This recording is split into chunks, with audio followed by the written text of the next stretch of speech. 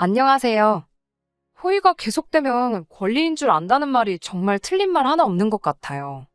제 이야기부터 하자면, 저는 올해로 나이 31에 결혼한 지 3년 차를 맞는 여자입니다.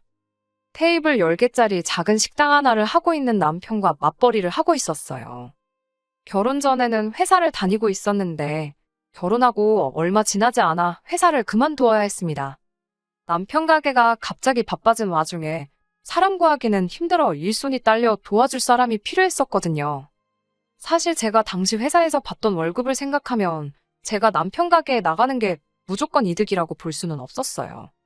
남편 가게에서 나갈 인건비를 제가 대신 몸으로 때우는 거나 마찬가지였으니까요. 제 월급이 적었던 것도 아니고, 그래도 울며 겨자 먹기로 회사를 그만둘 수밖에 없었던 건 아무래도 언젠가는 육아를 이유로 제가 회사를 그만둘 때가 올 거라고 생각했고, 회사에 정해진 월급이 따박따박 나오지만 가게는 그렇지 않잖아요. 가게가 바쁜 만큼 회전을 제대로 시키지 못하면 그게 바로 가게 평판과 이어질 테고, 평판이 나빠져 손님이 줄어들면 그만큼 매상을 견인해오지 못할 테니까 말이에요. 그래도 다행인 건 제가 대학생 시절에 잠깐이나마 서빙 알바를 했던 적이 있기도 하고, 주방에서도 일을 했던 적이 있던지라 금방 가게 일에 적응을 할 수 있었다는 거예요. 특히나 그때쯤부터 배달 주문이 폭발적으로 많아지면서 주방도 도와주고 가게 일도 봐줄 수 있는 제가 세 사람을 고용하는 것보다 비용 면에서 더 절약을 할 수 있었으니 여러모로 더 이득이었지요. 하지만 그때는 몰랐던 게 결국 제 몸 하나 갈아 넣어서 인건비를 충당하고 있었다는 사실이었지요. 체력적으로 많이 힘들었는데 그때는 남편이 많이 고생하는구나 하는 생각밖에 없어서 더 열심히 도와줬던 것 같습니다. 결과적으로는 제가 남편 가게를 도와주면서 평판도 훨씬 좋아지고 식당은 점점 더 매출이 잘 나오기 시작했어요. 하지만 장사라는 게 생각처럼 되는 게 아니더라고요. 아무래도 계속해서 새로운 식당, 특히 배달 전문으로 하는 가게들도 많아지고 손님들도 늘 새로운 걸 찾다 보니 나날이 오르던 배상은 점점 정체가 되기 시작했고, 특히나 경기가 안 좋아지기 시작하면서 매출이 눈에 띄게 줄어들기 시작하는 게 보이더라고요. 그나마 배달 주문 덕에 매출이 어느 정도 나왔는데, 불경기가 길어지다 보니 배달비 부담 때문인지 물가 때문에 그런 건지는 모르겠지만 배달 주문도 점점 줄어들기 시작했습니다. 엎친 데 덮친 격으로 재료비들이나 가스비 같은 게 터무니없이 많이 오르기 시작했고요. 원가는 오르지, 매출은 줄어들지. 점점 남편과 저 두 사람 인건비도 못 건질 때가 많아졌어요. 가게 일 도와준다고 자녀 계획도 조금 밀어놓은 상황이었는데, 가게 장사가 안 되는데 두 사람이 항상 붙어 있으니까 사소한 일로 다투고 이런저런 문제가 많아지더라고요. 그냥 남편 가게가 어떻게 되던 간에 신경 쓰지 말고 내 경력이나 지킬 걸 하는 후회가 생긴 적도 있었고요. 원초적인 문제는 다른 곳에 있는데 그걸 가지고 남편을 원망하고 별것도 아닌 걸로 서로 날 세우고 그러는 게 점점 지쳐가는 와중에 이대로는 안 되겠다 생각해서 저도 큰 결심을 했습니다. 그때쯤부터는 남편도 바쁜 시간에만 직원 한 명 두고 쓰는 게 더 이득이라는 생각을 갖기 시작했던 상황이기도 했고, 그래서 저도 가게를 나와 다시 일자리를 찾기 시작했어요. 그래도 거의 대학교 졸업하자마자부터 직장 생활을 했던 터라 제 경력이면 금방 관련 업종에 취직을 할 수 있을 거라 생각했는데 막상 시작해보니 그것도 여의치가 않더라고요. 아무래도 3년에 가까운 시간 동안 경력 단절이 있었기도 하고 업계가 워낙에 트렌드에 민감한 쪽이다 보니 장기간 경력 없이 업계를 떠나 있는 제가 취직하는 건 힘들어 보였습니다. 그래도 하늘이 무너져도 솟아날 구멍이 있다더니 제가 회사 다니던 당시에 아름아름 친하게 지내던 인맥들 덕분에 집에서 프리랜서 형식으로 일감을 받아와 일을 할 수 있었어요. 수입만 따지고 본다면 회사 다니며 월급 받는 것보다도 못한 수준이었지만 남편 가게에서 신경 날카롭게 곤두세우며 있는 것보다는 훨씬 좋았습니다. 새 직원을 구해 나가는 인건비보다 제가 버는 게 더 많았기도 했고요. 남편도 그동안 자기 때문에 경력도 끊고 고생한 저에게 미안했는지 제가 가게를 떠나고 새로운 경력을 시작한 것에 대해서 오히려 응원해줬어요. 결혼하기 전에 두 사람이 벌던 것과 비교해보면 조금 줄어들긴 했지만 이게 기회가 될 것이라 믿어 의심치 않았습니다. 이렇듯이 남편하고는 사이가 나쁠 일이 없었습니다. 하지만 언제나 문제는 시댁에서 시작하듯이 저 또한 다를 게 없었어요. 남편이로 2살 차이 나는 누나가 있습니다. 저에게는 시누이지요. 사실 결혼 후에는 가게일 돕는다고 정신없이 바빴던 터라 시댁과는 거의 마주치거나 갈등이 생길 일이 없었어요. 더더군다나 식당 특성상 주일이고 주말이고 상관없이 가게 문을 열어야 했고 명절 때도 배달 주문 같은 거 생각해서 가게를 늘 오픈을 했었거든요. 그런데 제가 가게를 떠나 집에서 재택근무를 시작하면서는 이야기가 달라졌어요. 남편은 여전히 가게를 지켜야 했지만 저는 아니었으니까요. 제가 가게를 나오고 재택근무를 시작하기까지 2달 정도의 공백이 있었는데 그게 시어머니 눈에는 썩 좋게 보이지는 않았나 봅니다. 제가 회사까지 그만두고 남편 가게 일을 돕겠다 결정했을 때는 현모양처가 따로 없다 하시던 시어머니가 아들이 힘들게 가게 지키며 돈을 벌어오는데 집에서 띵가띵가 놀고만 있다는 생각을 하셨나 봐요. 실상은 그게 아니고 저도 그때 일자리 구한다고 마음고생하면서 쉴 틈 없이 회사 알아보고 이력서를 준비하고 있던 상황이었는데도 말이에요.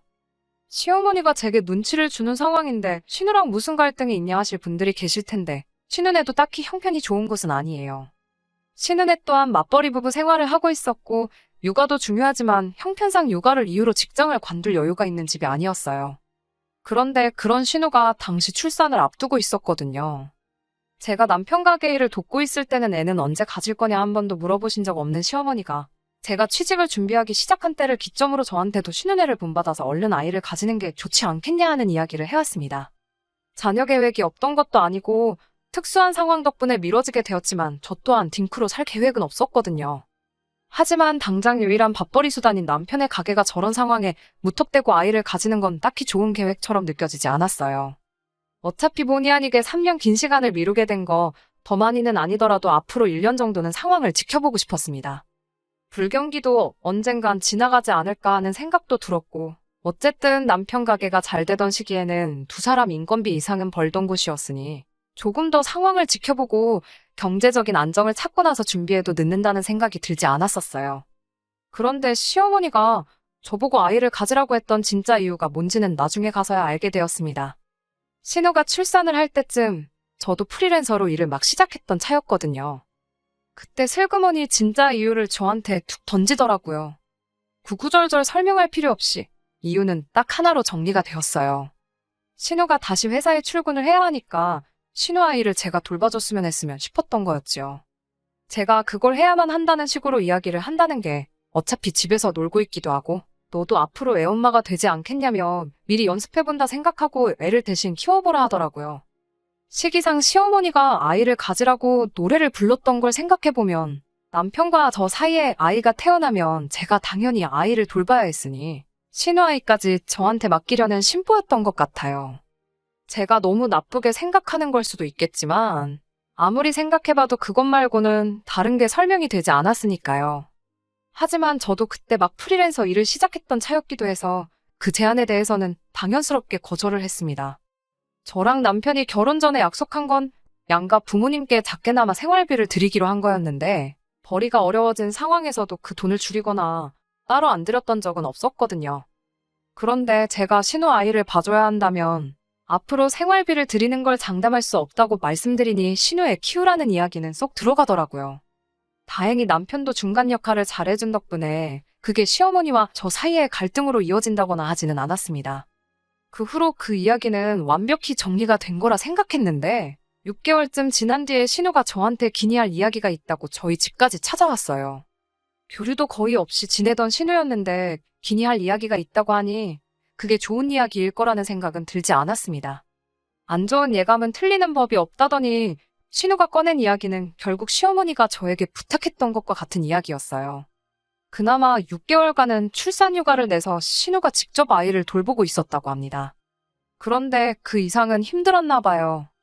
회사에서도 눈치를 주고 신우 책상을 뺀다니 어쩐다니 하는 이야기가 나오기도 하고 그랬다고 하더라고요. 그렇다고 아예 회사를 그만두기에는 심해부 외벌이로는 육아까지 턱도 없다고 자기가 꼭 출근을 해야만 하는 상황이라고 하더라고요. 신우가 하도 간곡하게 부탁했기도 하고 저 또한 다른 이유지만 경력이 단절된 아픔을 누구보다 잘 이해할 수 있는 상황이기도 해서 다시 생각을 해보기로 했어요. 어차피 저는 재택근무로 집에서 일을 할 수 있기도 했고 더군다나 남편 가게 매출이 당장 회복이 될 기미가 보이지 않는 와중이었는데 저 역시 일감이 썩 많이 들어오던 편은 아니었거든요. 좋은 게 좋은 거라는 말도 있잖아요. 저는 저대로 신우 아이 돌봐주면서 조금이나마 경제적인 여유를 찾고, 신우는 신우대로 아이 걱정은 내려놓고 경력을 유지할 수 있을 테니까 말이에요. 그야말로 일석이조 윈윈이라고 생각을 했었나 봐요. 하지만 저도 할 일이 아예 없던 건 아닌지라 신우한테 일단 어린이집을 보내놓으면 제가 하원까지 시켜주고 심해부나 신우 퇴근할 때까지는 봐줄 수 있겠다고 이야기를 했습니다. 신우도 제가 아이를 케어해준다는 말에 얼굴이 화색이 돌더라고요. 남편은 저도 일을 하는데 애까지 돌보려면 힘들지 않겠나 걱정을 해주긴 했지만 아무래도 상황이다 보니 조금이나마 더 벌어오려는 저를 두고 하지 말라는 말은 못하더라고요.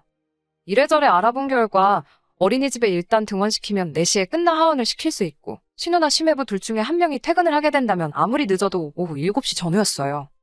대략 3시간 정도만 봐주면 되는 거니 하루에 3만 원만 받기로 했습니다. 최저임금 정도밖에 되지 않는 돈이었고 저도 제가 하는 일 외로 조금 더 여유자금을 만들기 위해 하겠다 했지만 더 달라고 하기도 뭐해서 그렇게 하기로 했어요. 신우집이나 시댁이나 거리가 그렇게 먼 편은 아니었던지라 그렇게 힘들지는 않았어요. 그런데 그렇게 딱 일주일이 지나니 신우가 처음에 말한 것과는 다른 부탁을 해왔습니다. 아무래도 출산휴가로 자리를 비운 동안 회사에 미운털이 박힌 것 같으니 남들보다 훨씬 일찍 출근을 해야겠다며 혹시 저한테 아이 등원까지 시켜줄 수 있느냐 부탁을 해왔어요. 저도 집에서 하는 일이긴 하지만 이러나 저러나 일을 하고 있는 거라 그건 좀 힘들겠다 했더니 어차피 재택근무인데 어디서 하는 게 뭐가 문제겠냐며 출근하는 셈 치고 조금 일찍 와서 아이 등원시켜주고 자기 집에서 일을 하면 안 되는 거냐고 계속 부탁을 해왔습니다. 노트북 하나만 가져가면 사실 웬만한 업무는 다 볼 수 있던 상황이기도 해서 그렇게 해주기로 했어요. 점심 식사가 걱정이긴 했는데 신우가 그래도 신경 써준다고 냉장고에 시어머니가 해다 주신 반찬도 꽉꽉 채워두고 그랬거든요. 그런데 그것 또한 처음 몇 주 만이 전부였어요. 제가 반찬 투정을 하거나 그런 게 아니었고 점점 황당한 상황이 이어지기 시작했거든요. 처음에는 그냥 신우가 많이 피곤한가 보다 싶었어요. 아이 등원시켜주고 일하다가 점심때가 돼서 부엌에 가보니까 전날 신우네가 먹은 설거지거리가 그대로 남아있었거든요. 그릇 몇 개뿐이지 뭐가 엄청 많았던 건 아니라서 제가 먹은 거 치우는 김에 같이 해줬어요. 그런데 그 다음날에도 똑같이 설거지거리가 싱크대에 그대로 담겨 있었습니다. 그래서 두 번째에는 그냥 제가 먹은 것만 치우고 말았지요. 그리고 또 그 다음날에 갔는데 전날 낮에 봤던 설거지거리는 그대로 있고 오히려 전날 저녁 식사 설거지거리가 추가가 돼서 쌓여있더라고요. 그래서 일부러 그날은 식사를 나가서 했어요. 그리고 그 다음날 역시나 전날 저녁 식사 설거지거리가 추가돼서 3일치가 쌓여있는 거예요.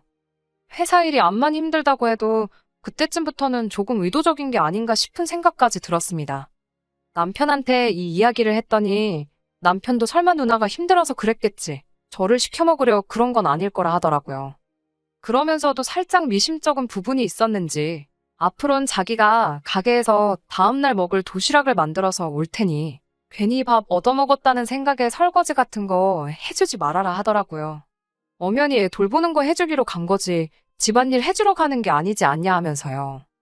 서로 불편한 일 만들 필요 없겠다 싶어서 저도 그렇게 하는 편이 낫겠다 생각했어요. 설거지거리가 며칠 동안 계속 쌓여 있었는데 냄새 때문에 그런 건지 아니면 더 이상 쌓아놓으면 자기들 밥 먹을 그릇이 없을까봐 그랬는지 그 다음날에는 설거지가 싹 되어 있었습니다. 하지만 제가 도시락을 싸가지고 다니는 와중에도 여전히 설거지거리가 며칠 내내 쌓여있다가 한 번에 치워지고 그러기를 반복했어요.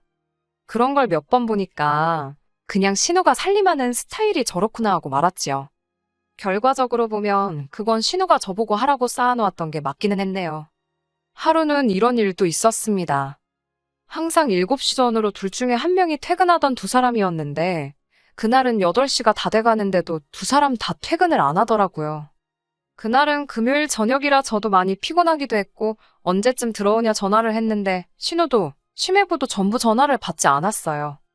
애를 혼자 두고 저 혼자 집에 가버릴 수도 없어서 마냥 기다려야만 했습니다. 그런데 9시가 되고 10시가 돼도 두 사람 다 연락이 통되질 않는 거예요. 그쯤 되니까 두 사람이 연락도 없이 늦어서 화가 나는 게 아니고 무슨 일이 생긴 건 아닌지 걱정이 되더라고요. 시어머니한테 전화를 해봤는데 회사 일 해본 사람이 그 정도도 이해를 못 해주냐며 회사 일이 바쁜가 보다 하고 기다리라는 말만 하더라고요. 연락이 두절된 건데 걱정도 안 되시냐 했더니 일이 바쁘면 전화도 못 받고 그러는 거 아니겠냐 하시는데 제가 회사 일을 안 해본 것도 아니고 앞만 바빠도 전화 못 받을 정도로 바쁜 일이 뭐가 있겠어요? 설령 회사 일이 그렇게 바쁘더라 하더라도 다른 사람도 아니고 자기 자식을 맡겨놨는데 제가 설마 애를 두고 집에 돌아가지는 않았을지 걱정이 돼서라도 전화를 하는 게 당연한 거 아니지 않나요? 아니, 저한테 미안해서라도 어떻게든 짬을 내서 전화 한 통을 하는 게 맞다고 생각했어요. 결국 저희 남편까지 가게 문 닫고 같이 신우집에서 시조카 봐주며 집을 지켜야 했습니다. 그래도 남의 집인데 신우네 안방문 열고 들어가기도 뭐해서 결국 소파에서 남편하고 번갈아 가며 남편이 집에서 가져온 담요 하나 덮고 쪽잠 자면서 자리를 지켰어요.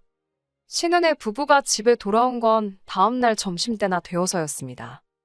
어디서 뭘 했냐 하니 아이 태어나고 두 사람이 오롯이 보낼 시간이 없어서 아쉬웠는데 마침 당근에 호캉스 예약해둔 걸 못 가게 된 사람이 싸게 매물을 올려놔서 그걸 사가지고 둘이서 하루 푹 쉬다 왔다는 거예요.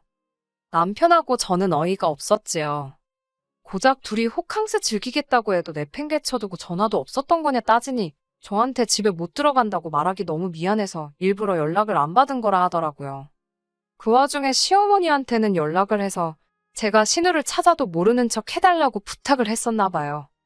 그러니 별 걱정 없어 보이던 시어머니의 태도가 왜 그랬던 건지 이해가 가더라고요. 그때쯤부터는 저도 더 이상 좋은 마음이 들지가 않더라고요. 그래서 신우한테 저도 불편한 거 참고 신우내서 일을 하고 있던 거였는데 더는 못 해주겠다고 했어요. 호캉스까지 즐길 여유면 이제 회사에서도 눈치 볼 일도 따로 없는 것 같으니 그냥 원래 하기로 했던 대로 하자 했습니다.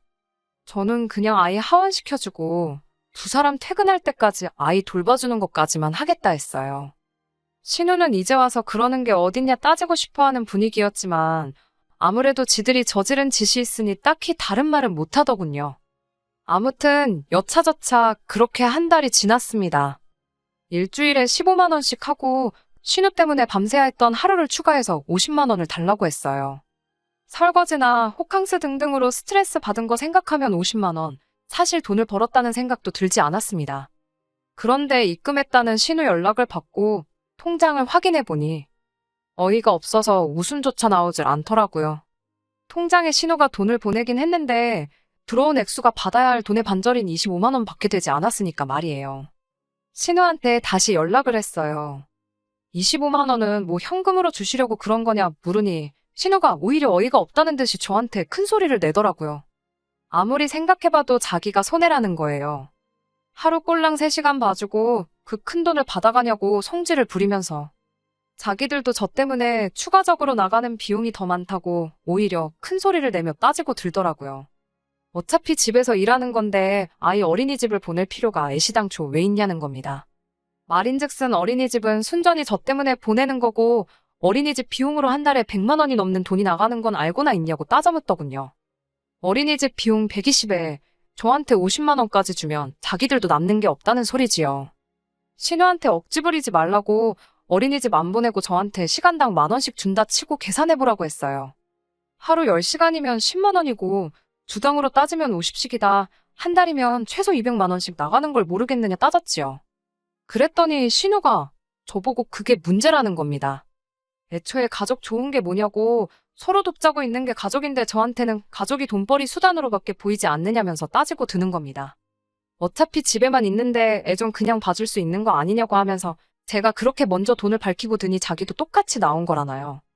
그렇게 하나하나 계산해서 따지는 제가 괘씸해서 자기도 빼고 주는 거라고 하는데 뭔 소리를 하는가 했더니 그동안 제가 신우집에서 일을 했으니 공간 사용료부터 해서 저 먹으라고 시어머니가 해준 반찬값에 전기세까지 다 포함한 거라고 하대요. 그때 설거지 이야기도 하더라고요. 밥은 공짜로 얻어먹어놓고 설거지도 안 해놓고 저보고 사람이 참 못 배웠다고 드는데 누가 누굴 욕하는 건지 싶었지요.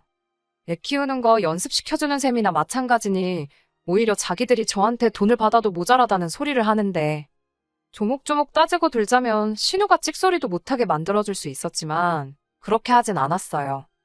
하지만 뭐 저도 제 시간 투자해서 애 봐주는 거나 마찬가지인데 이런 소리까지 들어야 할 이유가 있나 싶기도 하고 신우 계산대로라면 한 달에 꼴랑 20만 원 더 벌자고 이러고 있을 이유도 없겠더라고요.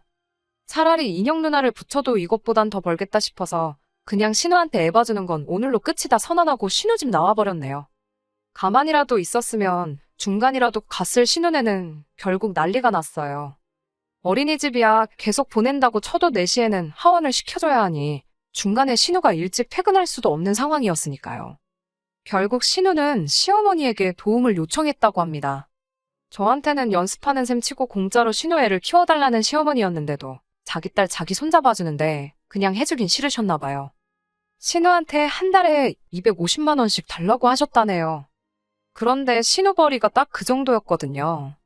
신우 딴에는 또 밑빠진 독에 물 붓는 기분이었나 봐요. 결국 저한테 다시 연락을 해오더라고요.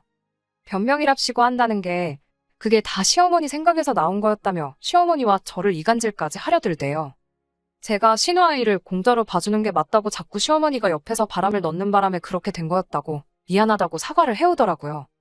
돈 줄 거면 집안일이라도 시키라던 시어머니 말 때문에 설거지도 저한테 떠넘기려고 했던 거라고.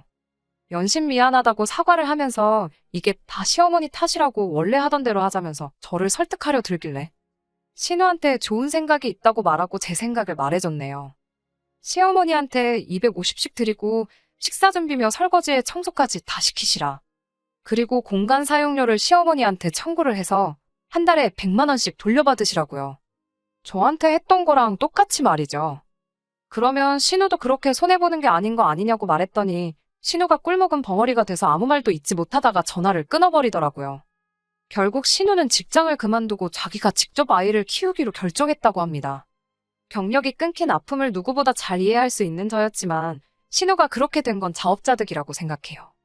이번 사건으로 인해서 저는 시어머니와 사이가 많이 나빠졌고 신우랑은 거의 연을 끊은 거나 마찬가지처럼 지내고 있어요. 솔직히 연을 끊는 게 두렵다거나 무섭다거나 하지는 않아요. 오히려 연 끊고 지내면 저한테는 더 이득이지 않나 싶어요. 남편이 중간에서 난처하긴 하겠지만 이번에 남편도 신우와 시어머니한테 당한 게 있으니 쉽게 풀 것처럼 보이진 않네요. 끝까지 들어주셔서 감사합니다. 오늘의 사연은 여기까지입니다. 구독과 좋아요, 알람 설정 부탁드리고 더 좋은 사연으로 다시 찾아뵙겠습니다. 감사합니다.